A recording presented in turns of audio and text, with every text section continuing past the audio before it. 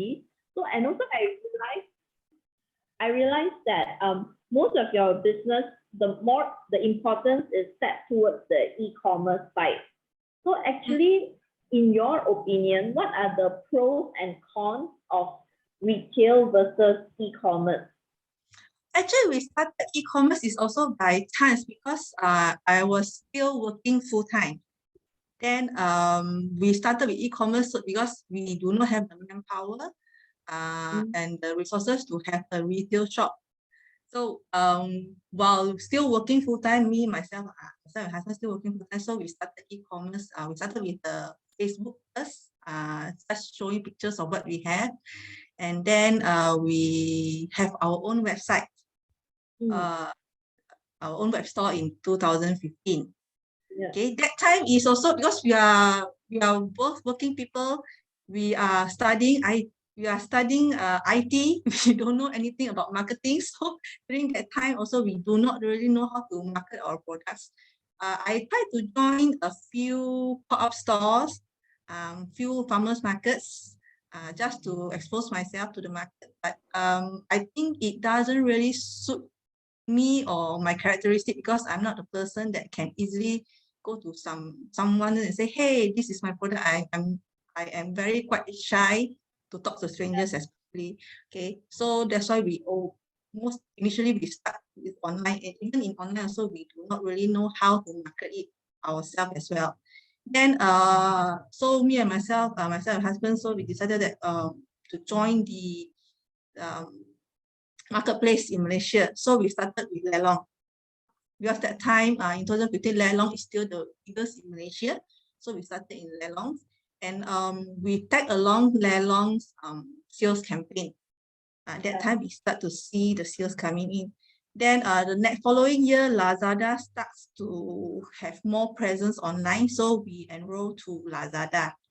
Okay, and we can see that once we move to Lazada, the sales really start to pick up because Lazada do a very massive campaign of their marketplace. And actually, during that time, they come out with different monthly campaigns like 11, 11, 12, 12 to actually penetrate the Malaysian market. So actually, they took over Lelong's pie. Currently, your business model is more towards marketplace, or do you have your own website as well? No, we started with our own website first. Okay. Still going, yeah. Then because we saw we don't really know how to market it. We try to come up with campaigns following the physical retail. Like example, at Christmas, right? They will have Christmas sale on Christmas Day. So we thought that, okay, we do Christmas sale on Christmas Day. But then it doesn't really help. So we actually look at the. Sorry, yeah. So let me rephrase the question. So would you what is the pros and cons between marketplace and your private personal website? Private personal website, we have to really think of how to expose our website to the outside world and how to share our campaign to the outside world. A lot of education have to do yourself and all those things. The marketplace, they have people to really think of when is the best time to do sales. What is the best? So actually, once we join the Lazada and Shopee, we look at how they market their campaigns. Then we learn from that. Because initially we do not know. Actually, we are quite clueless. Then we actually monitor, like I want to mention an example. Previously when we look at physical retail is on the holiday they will do sales. So people will walk into the store and do sales. So we thought that we want to adopt this in our website. So we do sales on that day itself. Okay, but we do not really see any sales coming in. Then when we start to join Lazada and Shopee, we noticed that they do their discount campaign few weeks before the holiday. It's not on the holiday itself. So then we realized, okay, this is how the e-commerce supposed to do it. You're supposed to do the sales before the event so that people have enough time to purchase and then do the delivery and then receive it. And so this is the things that we learned when we started online. When we joined Lazada Shopee, and we noticed. And so I think seeing like the big boys, which is like the Shopee and Lazada, and how they actually run their campaign in such a massive scale, I believe they take more than months to prep for it in terms of their different teams. Yeah, so also one thing I learned from them is that they really leverage on the festive season. Like the festive season for Christmas is not only on the 25th, it's actually on the whole month, which you can leverage on the whole month of it rather than on the day itself. Yeah, Yeah. correct. So and we can also save up on the marketing from them also. Yeah. correct. So actually we learned a lot from there. Yeah. Yes. Yeah. Thank you so much. Thank you so much, Okay. Jerrica. Jerry. So I'll move on to speakers number 2, which is Janet. You can share. Speakers number 2 is Bharati. I think we all here know who's Bharati.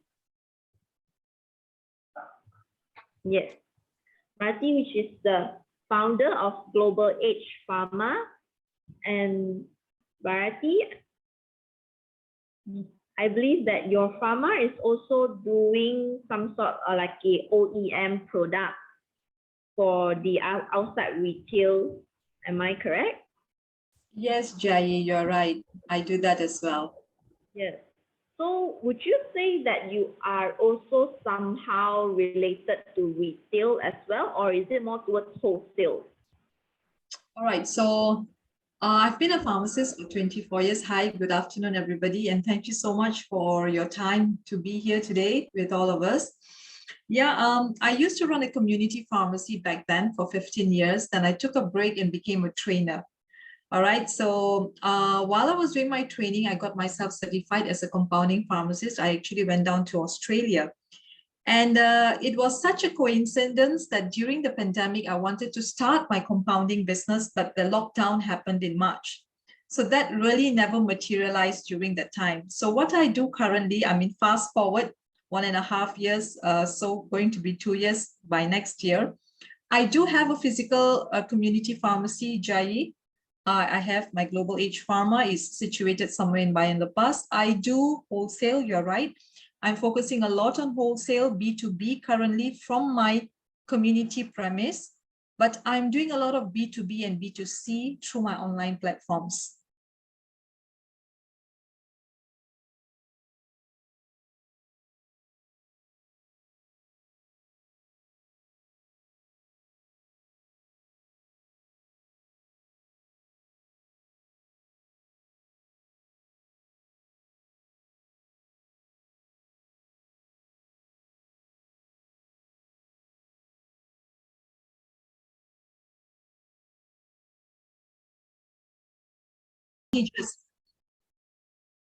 There are many advantages for an entrepreneur to own outlet because it gives a physical presence.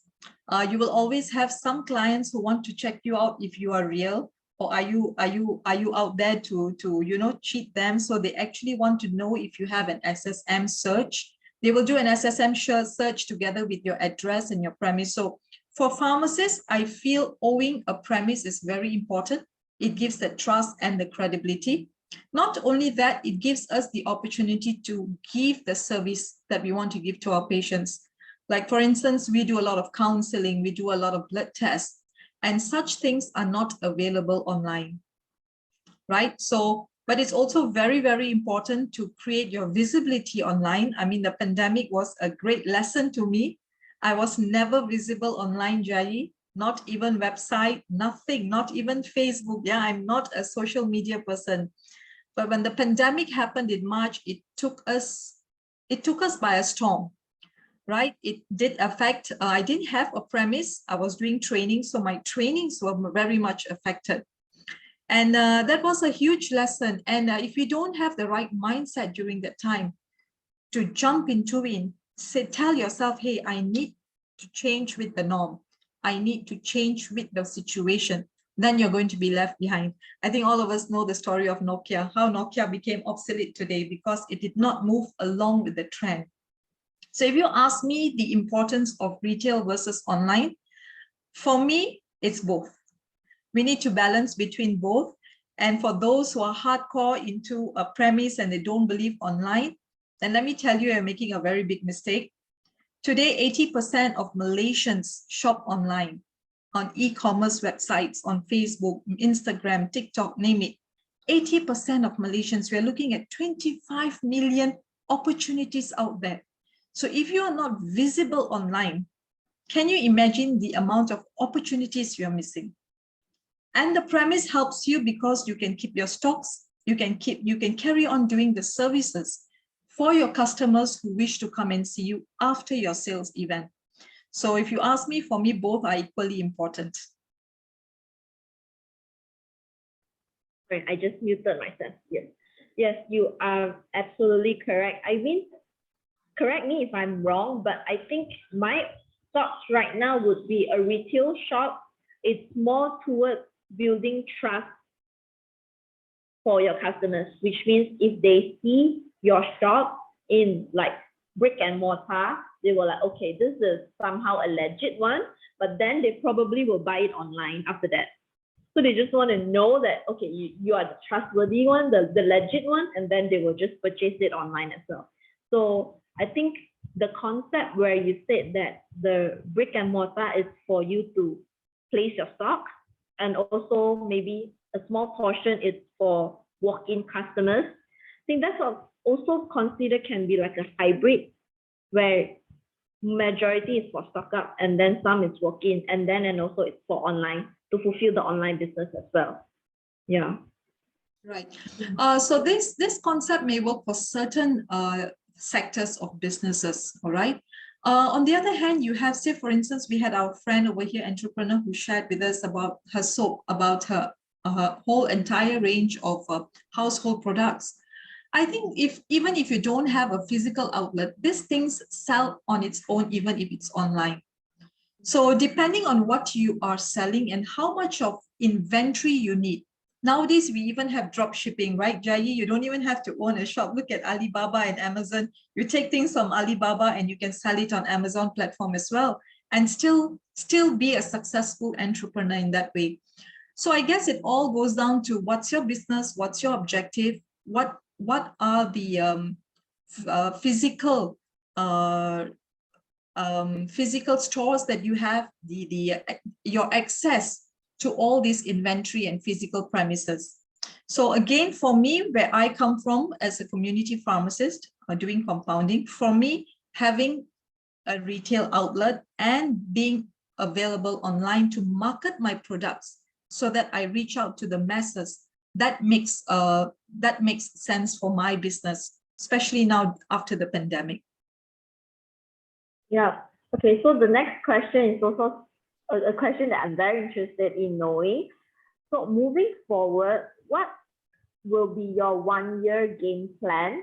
Knowing like there might be another breakout soon, what would be your 1-year game plan in terms of marketing or in terms of percentage of importance, like focus that you will be putting in? Is it on your retail, wholesale, compounding, or geared more towards online? All right, thanks for the question, Jai. Yeah, so what's my 1-year game plan? Yeah, so I think the pandemic has been a greatest lesson to me. I'm very glad that I have a very positive mindset. I'm a person who doesn't usually complain. So when things happen, the first thing I ask is, what's next? What do we do? Okay, so things are not good, but how do we move on? And I struggled. I learned Facebook myself. I tried Instagram during the pandemic. And me and my husband got together to build this. And there was a pain point. The pain point was there was a lack of hand sanitizers and disinfectants during that time. And that's when it clicked me, to use the knowledge that I had learned from Australia. And me and my husband actually sat down, formulated our own hand sanitizer and disinfectant, and we actually supplied to our pharmacists who were facing shortage in these products during that time. And because I had a very good product, I got it registered. And I was thinking, how do I reach out during this lockdown? How are people going to know that I have this product, That's when I learned online. I learned Facebook. I joined courses. It was a tough time, but I think what's very important for entrepreneurs is to never give up, to be persistent, and to move forward and fight the obstacles. So now that I've gone through this journey of more than 18 months, more than 1.5 years, and I've seen the progress of my online existence, I believe today that visibility is definitely more important than ability. You can have the best premium product at your place, the best soap, the best detergent. But if people don't know you have it, then it's as good as zero for me. I've learned that, right? So my 1-year game plan is to continue to strategize. How am I going to grow on the e-commerce platforms? Build up my more revenue streams according to, we have learned this business model canvas also with Krista and all in our PWEMP, and I'm really utilizing all these revenue streams to build more. Never put your eggs in one basket, I would say. So for me, moving forward, looking forward 1 year, I want to be a global player in my compounding business. I want to reach out to more clients outside Malaysia. And how can I do that? To actually continue to strategize my online presence to more e-commerce platforms and start thinking of export. I'm already thinking of export. So I'm registered with Martrade today, and I'm looking at opportunities as to how I can bring my products outside Malaysia. So that's my game plan, Jai. Amazing, amazing. Because you are not just a businesswoman, but you're a mom, you're a wife, you are pharmacist, and yet you can juggle so many things at once. It's amazing. And I agree with you that if you have a good product, but no one knows about it, it's as good as none. So we always say, like in marketing terms, the eyeball is very important. When you put up there, how many people are seeing it? So one last question, which is, which marketplace do you normally use, or is it through your own website? Because yours is more on medical and more on pharmaceutical products. So is Shopee or Lazada suitable, or like where do you see yourself, in marketplace or in your own website or through other people's platforms, like other pharmacies platforms? All right. So currently what I did during the pandemic is, first I established my business account on Facebook. And if all of you have done your search, and data shows that 80% of people who are shopping online actually reach out through Facebook. So Facebook is a great platform to market your products. The ads really help. But the challenge that I faced during the time is, in fact today, because my products are COVID-19 related products, I faced a lot of obstacles. You couldn't boost ads on Facebook. You couldn't do on Instagram because they had these rules and regulations on Facebook. You cannot promote sanitizers and disinfectant. And that challenge made me change my marketing model. I was focusing on B2C. But when I had these obstacles and these challenges and I couldn't penetrate, 6 months, I invested my marketing money, paid in a few hundreds every month, hoping to get some results. But at the end, it gave me a different concept about my product, where I started marketing B2B. And that's where I started establishing my OEM, because my products were going to MNCs, to public listed companies who found me through Shopee and Lazada. So I am on Shopee, I'm on Lazada. Shopee is a huge marketplace, something that's reasonable, and you got to reach out to the masses. So my products there are more reasonably priced. But in Lazada, you get premium customers. So I have got a variation of products where I cater for the masses, and I also have premium products to cater for those who market and shop on Lazada. Now, I find these platforms very successful, and I don't mind sharing with you. It may not be a lot, but when I first ventured into Shopee and Lazada, Shopee alone would give me 15 to 20,000 additional sales. And that was a big boost for me. Wow, from zero to nothing online. And that really tells you that data is real. 80% of Malaysians are looking for your products. So be there, And I want to continue to grow online. I want to strengthen my Shopee, my Lazada. I've recently signed up with Site Giant, where all the e-commerce platforms come together. I'm also on the co-op for the Medical Malaysian Association, doctors platform. They've taken my products and put there. So doctors are using my product, and I feel very, very happy that, I'm there, and I will continue to grow. I don't have my website currently. I'm working on it. I've slowed down on that because we got so busy with e-commerce and, our other income streams. So that's one area that I want to work on as well. So yeah, I want to continue to grow online. And for me, I would like to see a balance of 60-40%.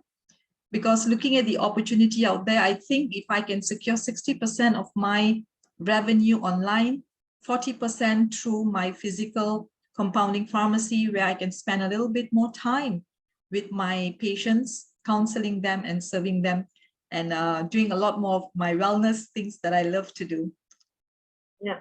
Thank you so much, Bharati, for your sharings and your insights. I think we all can learn a lot from you as well, from how you almost know nothing about online marketing to actually keep improving yourself and still are improving yourself in terms of getting the eyeballs, right? What we say. Thank you so much. I think next in the agenda, we'll move on to the breakout session. Sorry, wait. The Q&A session where we open up the questions to the floor, because I think I've asked enough questions. See if anyone on the floor, our members, would like to ask any questions to both our speakers.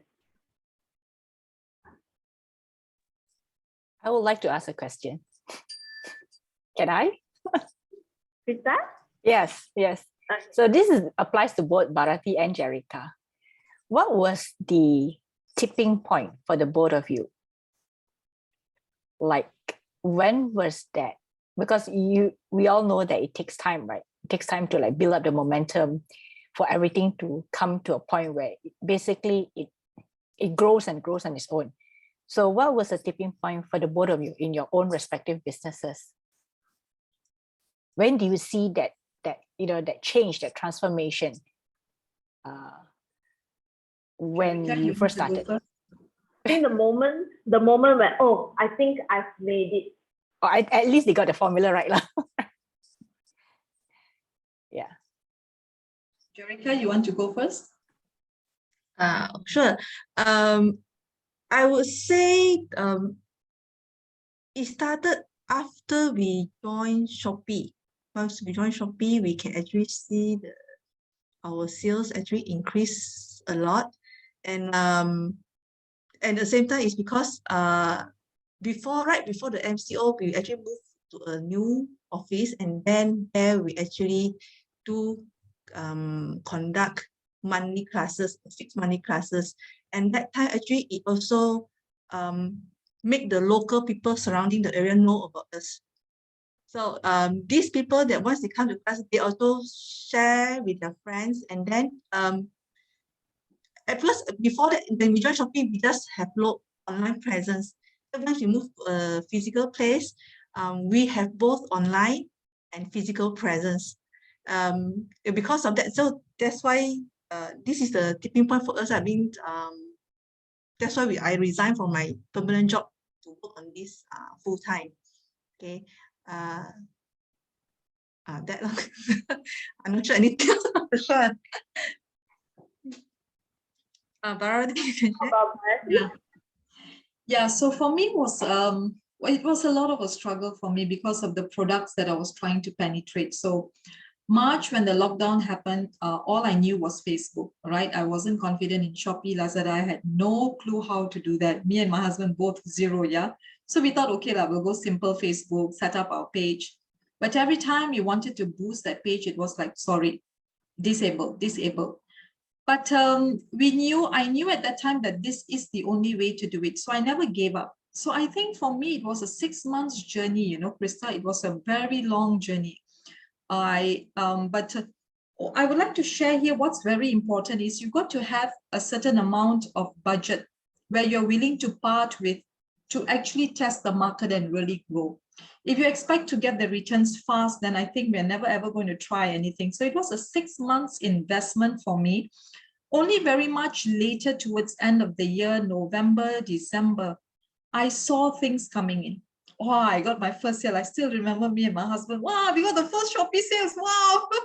We were like screaming. It was only like 70 ringgit, but we were jumping up and down, and we was telling my kids, hey, you know, somebody found us on Shopee finally. And then we started doing all the ads, and then we found our products coming up, and we were placed next to Dettol. And that was another milestone for me when I saw my product next to Dettol. Dettol was like a few thousands, and I'm like, that's sold two only. And we were like, okay, we've got hope, let's do it.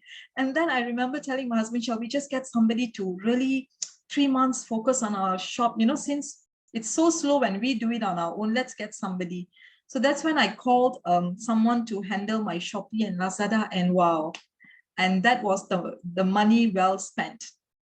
We didn't know it was going to work, but I knew deep down that if you don't give it a try, you never know. So that 3 months, it was the right timing. The timing was right. It was Christmas, it was New Year, then it was Chinese New Year. So that 3 months when the pandemic was going on, there was lots of demand for sanitizers and disinfectant, and boom, and that was the right time I grabbed the opportunity. So I would say it took long for me, Krista, more than 6 months, but I'm glad I didn't give up. And now there's no looking back. I've seen the power of online presence. I've seen 25 million people are waiting to find your product. Are you there? So I always tell myself that we have to move on into this direction. Another thing I want to share is that because of the pandemic, right, a lot of people, they are not able to go to work. So a lot of people actually lost their source of income. And then our Malaysian government also, they come out with this a lot of this campaign to do promoting, to encourage people to do business online, the go commerce, all this. So also during that time, also a lot of trend of people start to teach how to make soaps and all this personal care online as well. So this actually activity also help to boost our business, because people, they want to create their own product to sell online. They actually come to us to help, to get some raw materials for them to produce their own products and sell online as well. Some even they come and ask us to help to make the products so that they can sell it online. So during that period also, we see a lot of new opportunities for us to actually to market our other part of services to the mass. So that's why you can see that now a lot of people have to, not only majority of them going back to work because the MCO is open, they can go back to work. But at the same time, because when during the MCO they started their business online, now they actually continue work plus doing online as well. Yep. Yeah, I think Krista is true. Wonderful tips and really, really great sharing and really, really great tips. It's like when opportunity meets hard work, that's where your results really come in, right? For all the hard work that you've been. So we will also move on to our next agenda, which is our breakout room, where our members will get to ask more questions. If you are shy to ask over here, the members get to ask more questions privately to our speakers. So Janet, are you ready for the breakout room? Give me a minute, just a minute, hold on, because I'm trying to stabilize all the members' names. Okay. Okay, I don't want to put too many in a room so that you have chance to ask questions. Okay, so first room will be facilitated by Jia Yi. Second room will be by Tabby. Third room, Tammy, you'll be the Fassi. And the fourth room will be Millie, because I find that 3 rooms is also too many of us. Okay, so I'm going to open the room now. Watch out for the timing frame. We will inform you through the broadcast message. Okay, all right guys, I'll send you all now, so enjoy.